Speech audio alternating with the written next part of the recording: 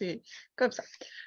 Donc, on est toutes les 2 effectivement en protection de l'enfance, on a choisi d'intervenir, un peu sur la question bah, du burn-out parental. Moi, je vais faire un petit peu, une partie théorique. Alors, je vais essayer d'être pas trop pénible, et puis, ma collègue fera plutôt une partie, où elle présentera le travail qu'elle peut faire avec les familles d'accompagnement. Pourquoi moi j'ai eu envie de parler de ça? C'est que, il y a une question que je me suis posée dans ma pratique, au vu des évaluations de protection de l'enfance que je suis amenée à pratiquer. C'est, est-ce que, quand il y a un enfant, qui a des comportements problèmes, qui a des comportements tyranniques, heu, est-ce que le parent est maltraitant? Alors c'est un peu choc, mais vous allez voir pourquoi, je me suis posé ces questions-là. Au niveau du burn-out parental, en lui-même, enfin du burn-out pardon, c'est dans les années 70 que le burn-out il a été commencé à être un petit peu investigué et Fraudenberger, il était avec des bénévoles pardon, qui, s'occupaient de personnes avec des addictions et il se rendait compte que les bénévoles s'épuisaient très, très vite, un petit peu, comme, une bougie qui s'éteint après, s'être consumée et c'est pour ça qu'il a épuisé, qu'il a parlé du burn-out et pour lui, c'était, la maladie du battant, la maladie de celui qui se surinvestit, qui fait beaucoup de choses et qui, à force de s'investir, s'épuise et s'effondre. Ses travaux ont été repris et un petit peu poursuivis par, Christina Maslach dans les années 80 qui, elle, a travaillé auprès d'infirmières et qui, avaient, des comportements où elles perdaient leur capacité d'empathie. Elles prenaient, voilà, les patients, comme des numéros, elles se mettaient à distance, elles n'arrivaient plus à faire un travail de proximité et Christina, Maslach identifie, un syndrome où elle retrouve, de l'épuisement, émotionnel, de la dépersonnalisation et une perte du sentiment d'efficacité personnelle. Pour elle, elle se dit: voilà, le burn-out, c'est la maladie de ceux qui prennent soin. Alors, ensuite, on a, Isabelle Roskam et Moira Mikolášek, dans les années, 2015, qui ont commencé à se dire: «Mais alors si, ceux qui font des burn-out, c'est ceux qui sont hyper investis et qui, prennent soin, pourquoi il n'y aurait pas des burn-out aussi chez les parents qui cumulent un petit peu, ces 2 caractéristiques, particulières?» Et elles ont commencé à étudier la question du burn-out parental. Elles se sont posé la question: est-ce que c'est la même chose que le burn-out professionnel? Est-ce qu'il y a un petit peu des différences? Et voilà, il y a à la fois des similitudes et de légères différences qu'on peut retrouver, dont je parlerai un petit peu plus tard. Tout d'abord, pourquoi et comment les parents peuvent tomber en burn-out? Qu'est-ce qui fait qu'il y en a qui vont tomber en burn-out? Elles ont identifié un certain nombre de facteurs qui peuvent être à la fois démographiques, situationnels, personnels, liés à la relation avec l'enfant ou liés au couple. Les facteurs qui ont été identifiés comme étant les plus impactants dans l'arrivée de burn-out, c'est la question de la personnalité. Par exemple, des parents perfectionnistes qui vont avoir plus facilement tendance, enfin plus de risques en tout cas à tomber en burn-out. Les liens qui vont être, comment dire? Qui vont être, avec l'enfant, c'est-à-dire que les parents qui ont une inconsistance au niveau de leur éducation, qui vont dire oui un jour, dire non l'autre jour pour la même demande de l'enfant, vont plus être à risque, de développer un burn-out et puis, les parents qui ne s'accordent pas dans l'éducation, ça va créer aussi des conditions qui vont être, plus impactantes. Mais il y a aussi, toute la question, il y a un grand nombre de stresseurs liés à la parentalité en elle-même, comme, le fait d'avoir peur sur ses compétences parentales, sur, l'augmentation des tâches domestiques, avoir peur sur ce qui va arriver à l'enfant plus tard et cetera et cetera et aussi un facteur sociétal parce que, je le montrerai un petit peu plus tard, selon les pays, on tombe plus ou moins en burn-out. Il y a plus de risques de tomber, d'avoir un burn-out en fonction du pays dans lequel, on devient parent.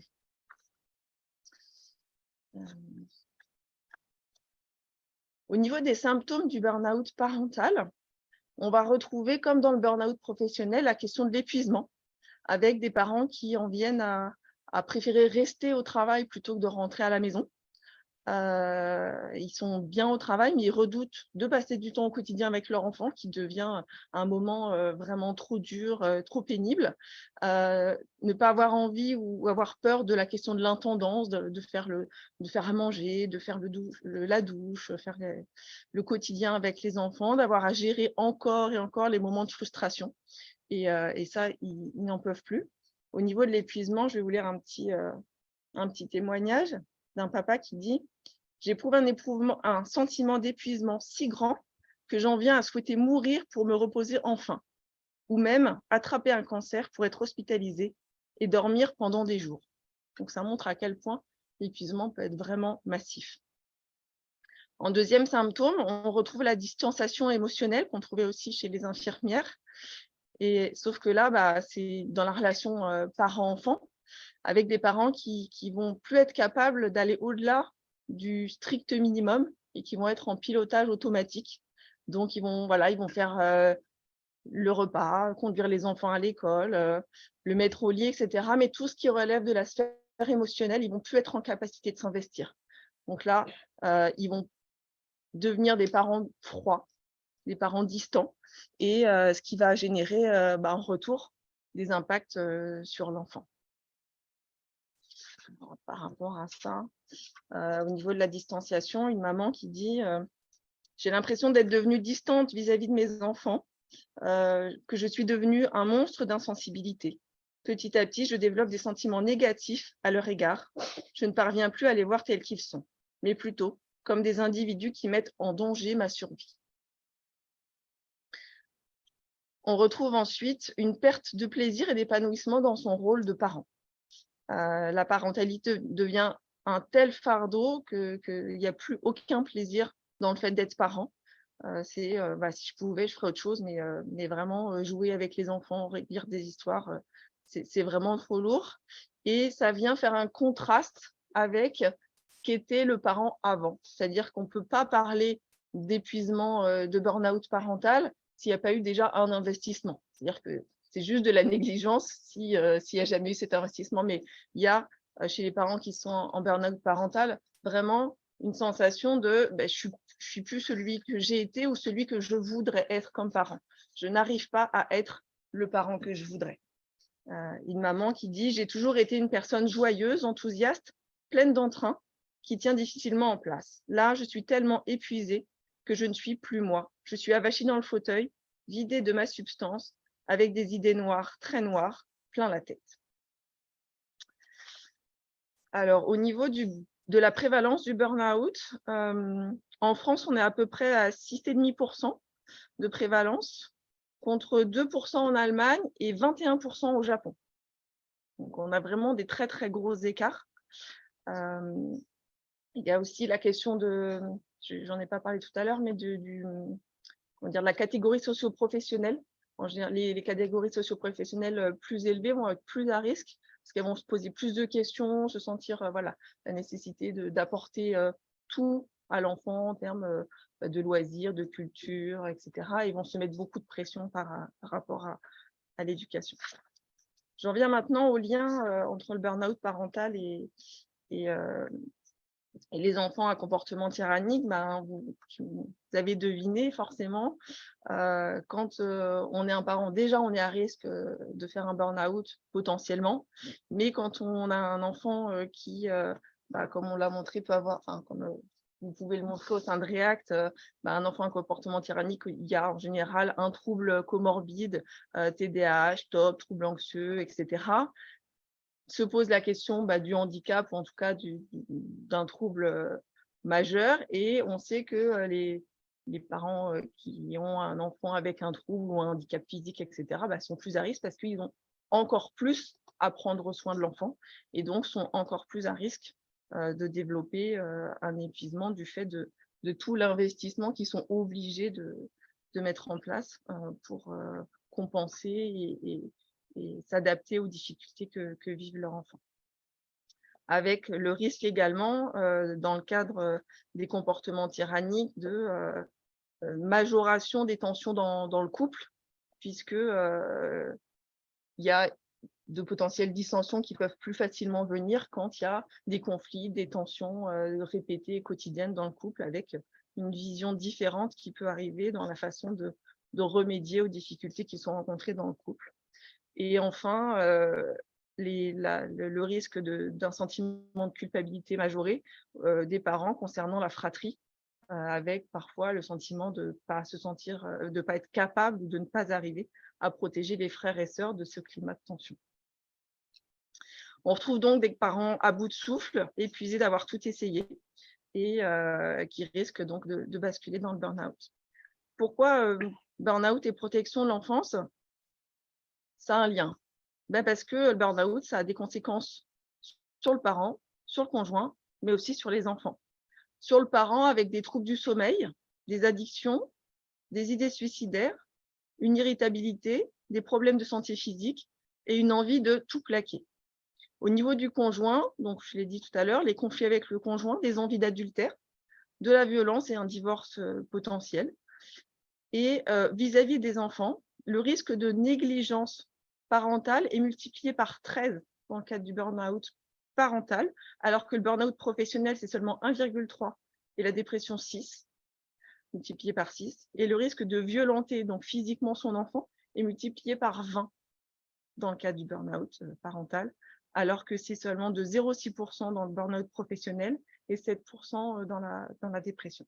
Donc, on voit que le burn-out parental a un impact majeur sur les relations parents-enfants et sur la parentalité, alors que ce n'était pas forcément un mode éducatif revendiqué de la part du parent.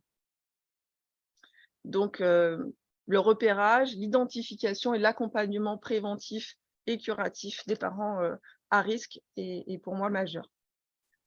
Je ne sais pas, je suis encore combien de temps?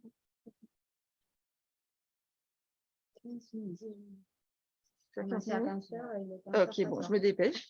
Voilà, donc je vais passer à ma collègue qui intervient, elle, directement.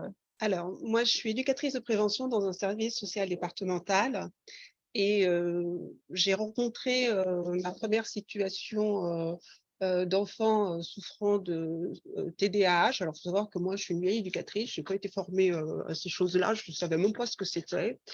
En fait, il se trouve que c'est une collègue de l'aide sociale à l'enfance qui vient me présenter la situation d'un enfant qui a été placé donc à l'aide sociale à l'enfance après que son papa se soit montré violent à son égard et qui ait en plus eu un épisode avec les forces de l'ordre où monsieur s'est montré violent. Moi, j'arrive, j'ai un petit peu ça, voilà et tout, on me dit TDAH. Et sincèrement, je me suis dit, c'est quoi ce truc? J'ai pas envie d'y aller. Parce que quand les parents ont commencé à me raconter un petit peu la réalité des difficultés, je vais vous dire, tout professionnellement, il faut être honnête, j'ai eu qu'une envie, c'était de me dire, mais je ne vais même pas dans ce truc. Donc finalement, en protection de l'enfance, j'avais une demande de l'aide sociale à l'enfance, il fallait bien que j'y aille. Et bien heureusement. Du coup, moi, je vais au domicile des familles. Alors, je ne vous dis pas, quand j'arrive dans la famille, je vois des stigmates, des trous dans le linoléum, des peintures arrachées, et je me dis, mais c'est Tchernobyl. Et la grande aventure, c'est que si on ne va pas au domicile, si on ne va pas dans le quotidien, quand on nous dit que ce petit gamin qui a 14 ans, mais qu'en fait 12, et qu'il a secoué le lit, et que violemment, ouais, il a secoué les loups, et que vous allez dans l'appartement et vous voyez que c'est un lit double, en pain, et que là, vous vous dites, ah oui, quand même, que vous voyez les peintures déchirées, que vous voyez le lino creusé, que vous voyez tout le monde qui bouge dès qu'il arrive quelque part, bah là, vous rentrez vraiment dans la réalité de ce que vivent les gens. Et là, c'est terrible. Parce que vraiment, quand on entend TDAH ou trouble de l'agitation, trouble de l'opposition, c'est des mots. Mais là, on prend vraiment la mesure du quotidien et pour les parents et pour la fratrie. On prend aussi moi, je me suis pris plein fouet les problèmes de voisinage. Parce que quand il fait ces crises-là, parce qu'il n'est pas content ou parce qu'il est dépassé par ses angoisses, ben, la voisine, elle appelle la police 1 fois, 2 fois, 3 fois. Ben, quand la police il débarque et puis qu'il voit ce petit ange-là qui est tout calmé, Il est comme ça. Ben, il dit, comment ça se fait que vous frappez votre enfant? Si votre enfant écrit comme ça, c'est pas possible. C'est que vous êtes violent. Pas simple. Quand vous allez à l'école, alors quand vous essayez de travailler, parce que quand même, il faut mettre un trou sur la tête de vos enfants, et qu'on vous appelle à toute heure pour vous dire qu'il y a un problème à l'école et qu'il faut venir le chercher parce qu'il était violent ou parce que les professeurs n'en peuvent plus, et que bah, qu'est-ce qu'on fait? Voilà, on ne sait pas trop quoi faire, mais voilà, il faut y aller, on abandonne le travail, mais on a aussi les autres enfants à aller chercher. Toute cette réalité-là, moi, j'étais à des lieues de cette réalité-là. Et là, on se dit, mais qu'est-ce qu'on peut faire? Alors, qu'est-ce qu'on peut faire? Moi, ce que j'ai essayé de faire, c'est déjà effectivement par rapport à cette réalité, j'ai essayé de soulager un petit peu. Déjà, de venir en soutien, énoncer au titre du fait que moi, je suis protection de l'enfance, hein, je fais des évaluations au titre de la protection de l'enfance. Donc, venir énoncer à des familles qui ont été désignées comme maltraitantes que ce que vous vivez, c'est de la maltraitance. Bah, ça change un peu la donne parce que souvent les parents me disent c'est la première fois que déjà on nous dit qu'on vit de la maltraitance, c'est la première fois qu'on s'intéresse à ce que nous on vit. C'est pas simple. Le souci aussi, ce que j'ai essayé de faire valoir aussi, c'est qu'un jour j'ai demandé à une maman on a déposé sur un mois tous les rendez-vous afférents à la prise en charge des enfants ayant ce trouble-là. Ah ben, le psy, le CESAD, l'ITEP, le collège, les GEVASCO, le CMP, parce que chez nous c'est l'éducatrice de prévention. Enfin, quand vous déposez ça sur un calendrier, ben nous les professionnels, on voit, parce que sinon, on ne voit pas, on ne prend pas non plus la mesure du temps que vous consacrez à la prise en charge de cet enfant. Et dans la fratrie de Kevin, il y avait 3 autres enfants. Donc voilà, c'est ma question sur ma démarche et mon souci sur l'accompagnement, c'était faire aussi prendre la mesure aux professionnels de l'extérieur de la réalité, que quand les parents ils viennent pas à rendez-vous, c'est peut-être parce qu'ils en ont déjà un autre et puis qu'ils essaient peut-être un petit peu de travailler. J'étais sur une famille avec des emplois un petit peu précaires. Donc, effectivement, quand on est éducatrice au service social départemental et puis qu'on a éventuellement un rendez-vous facile de poser pour aller, mais quand on a un emploi, un CDD, et puis qu'on a déjà pris une absence pour aller chez le psy, au bout d'un moment, ça coince quand même. Hein. Donc, c'est vraiment compliqué. Il y a aussi un autre événement où je me suis rendu compte que c'était compliqué. J'avais indiqué aux parents de Kevin que s'il faisait des crises, il fallait appeler les pompiers. Donc, ils appellent les pompiers. Et en fait, il a fallu que je me déplace. Alors, j'ai la chance, il se trouve que pour sa famille, j'habite à Meaux, 22 heures. Alors, je ne sais pas, mais malheureusement, les travailleurs sociaux, c'est bien, on accompagne les gens, mais moi, mes horaires de service, c'est 9 heures, 8h30, 18h30. Les crises de Kevin, c'est souvent après 18h30, c'est le week-end, c'est les vacances, et les professionnels qui sont censés spécialiser, accompagner, ils sont chez eux. Hein. Et là, c'est effectivement, les parents appellent les pompiers, et puis la maman, elle me dit, ils ne nous croient pas. Et il se trouve que ce jour-là, donc j'arrive, je regarde un peu mon mari me dit, allez, vas-y. Donc j'y vais, et j'arrive, et le pompier me dit, mais je ne comprends pas ce qui se passe dans cette maison, tout ça. Donc je me prends un petit peu à part et je lui demande, mais qu'est-ce que Kevin vous a raconté? Kevin, il nous a raconté que ce matin, ses parents, il devait aller en stage, ses parents n'ont pas voulu qu'il aille en stage, donc il a fait une crise. Manque de peau, j'habite dans la même ville, et le matin, en allant à pied au travail, j'ai croisé Kevin et sa maman qui allaient à un rendez-vous chez le dentiste. Et je me retrouve donc à devoir attester de la parole des parents par rapport à la parole de Kevin. C'est à la fois effroyable de se dire qu'on est obligé de faire ça, mais en même temps, j'étais bien contente de pouvoir le faire. Parce que le médecin des pompiers me dit, mais si vous n'étiez pas venu témoigner de cette réalité-là, nous, on avait un enfant et on faisait une IP. Bon, alors, elle me serait revenue.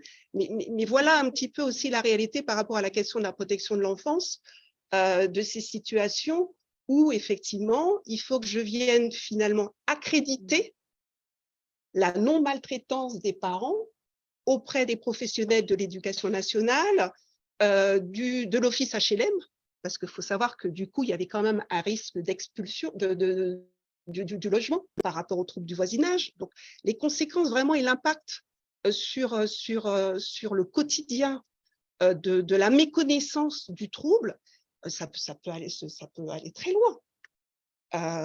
Du coup, voilà. Moi, j'ai eu le souci en découvrant cette situation de ne pas abandonner. Alors, je n'avais pas toujours les solutions parce que je découvrais la situation. Le principal engagement que j'ai pris avec la famille, c'est de rester à côté.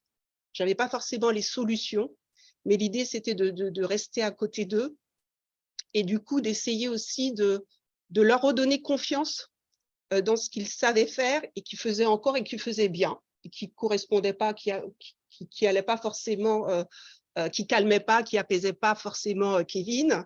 Il y a un autre aspect aussi qui a été intéressant dans l'accompagnement que nous, on peut faire en tant qu'éducatrice de prévention. Vous savez, c'est tous les yaka faucons, là, les gentils éducateurs. Alors, je parle des ITEP, ils disent il faut prendre du temps avec l'enfant, il est angoissé, il faut pouvoir passer du temps avec lui, il faut qu'il ait sa chambre. Sauf qu'ils sont 6 avec 2 chambres dans l'appartement, c'est ça la réalité. Et vu les problèmes de voisinage, leur demande de logement plus grand, elle a très peu de chances d'aboutir. C'est aussi ça la réalité. Donc voilà, donc comment dans l'accompagnement, c'est aussi soutenir les parents par rapport à tous les yaka faucons, qui sont bien gentils, et qui ne correspondent pas à la réalité, parce qu'en plus, il n'y a pas que Kevin à la maison, il y a aussi d'autres enfants. Que Kevin, moi je l'ai vu, il a pu se montrer violent avec les autres enfants. Que Kevin, que quand il ne respecte pas les règles, le petit frère, il ne comprend pas pourquoi lui devrait les respecter. Et les parents, ils doivent gérer tout ça. Donc voilà, moi je voulais juste témoigner aujourd'hui auprès de vous dans le temps imparti de cette réalité-là et vraiment alerter les professionnels sur la réalité, vous dire que dans les services sociaux départementaux, ce n'est pas que le placement, c'est aussi la prévention. Donc n'hésitez pas à vous adresser à ces structures-là. Moi, je suis éducatrice de prévention. Je vais vous dire un petit peu simplement, à la rigueur, mon travail, c'est d'empêcher les collègues de l'ASE à avoir du travail. Donc, n'hésitez pas, venez, dites ce qui se passe. Donnez-nous les moyens de savoir. Alors, quand je dis donnez-nous les moyens, c'est aussi à nous de nous donner les moyens de savoir. Voilà. Mais franchement, voilà, je voulais tout simplement témoigner aujourd'hui de cette expérience en vous disant que j'ai appris énormément. Ah oui, puis il y avait une chose aussi que je voulais pointer dans l'accompagnement qui était compliquée, c'est quand on a un enfant qui a des troubles du comportement, en fait, en tant que parent, on ne sait jamais quand c'est le trouble et puis quand c'est le vrai caprice, parce qu'après tout, cet enfant, il ne se résume pas au trouble. C'est aussi un enfant ordinaire qui fait chier le monde comme tout, voilà, surtout à l'adolescence, quand voilà. Et ben, c'est hyper compliqué de se dire à quel moment, du coup, on peut y aller un petit peu plus dans le cadre et à quel moment on doit être un petit peu dans l'adaptation parce qu'effectivement, il y a une souffrance.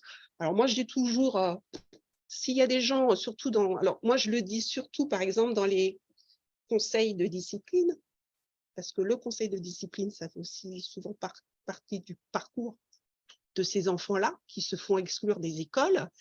Et effectivement, c'est aussi quelque chose que je vais visiter avec les psychologues scolaires en leur disant, parce que malheureusement, encore trop souvent à l'éducation nationale, les troubles du comportement, le TDAH, c'est un manque éducatif, c'est un manque de limite des parents. Et là encore, je suis obligée de venir avec ma casquette protection de l'enfance à témoigner du fait que non, il ne s'agit pas de négligence, il ne s'agit pas de parents démissionnaires, mais je vous défie de venir faire mieux et que si vous pouvez faire mieux, on est preneur avec les parents. Donc voilà, aujourd'hui, je n'avais pas envie de faire une intervention très descriptive. C'est un petit peu cafouilleux ce que je raconte, mais à la rigueur, j'ai envie de vous dire, c'est aussi cafouilleux dans la réalité, parce que c'est ça aussi la réalité des parents de cette situation, c'est que c'est tout ça en même temps et qu'il faut gérer tout ça en même temps. Donc, concernant le burn-out, pour moi, il y a un vrai risque d'effondrement. Et j'ai vraiment le souci parce que, en général, sur effectivement ces enfants-là, les prises en charge sont essentiellement focalisées sur l'enfant et les parents et la fratrie sont énormément délaissés. Du coup, moi, j'ai eu le souci aussi d'être présent, de prendre du temps avec les autres enfants pour leur permettre d'exprimer comment ils pouvaient parfois détester leur frère. Parce qu'effectivement, on a beau dire, ouais, il a un trouble, quand on s'est pris 3 torgnoles d'un frère qui est comme ça, alors qu'on est comme ça, bon, on s'est pris 3 torgnoles, hein, TDAH ou pas, c'est toujours les torgnoles qu'on s'est prises. Donc voilà, donc moi, j'ai ce souci-là, effectivement, de prendre le temps d'écouter aussi ces enfants-là, d'essayer de les soutenir autant que possible, d'essayer de soutenir aussi les parents, parce que je reste quand même convaincue que ce n'est pas des éducateurs dont les enfants ont besoin, c'est bien de leurs parents. Voilà.